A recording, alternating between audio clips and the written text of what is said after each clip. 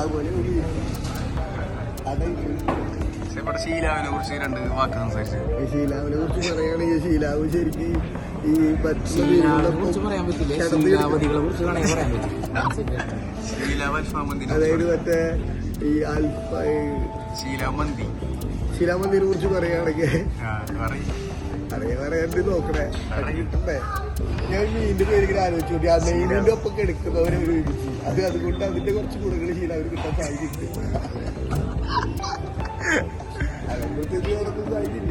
കന്നഡ ശീലാവ് മന്തിനെ കുറിച്ച് 2 വാക്ക്. എനിക്ക് ശീലച്ചിനെ അറിയില്ല, ചേച്ചിനെ അറിയാമോ?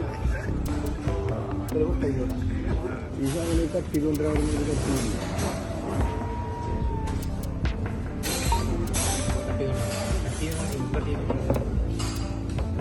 ഫോട്ടോ കട്ടിയാ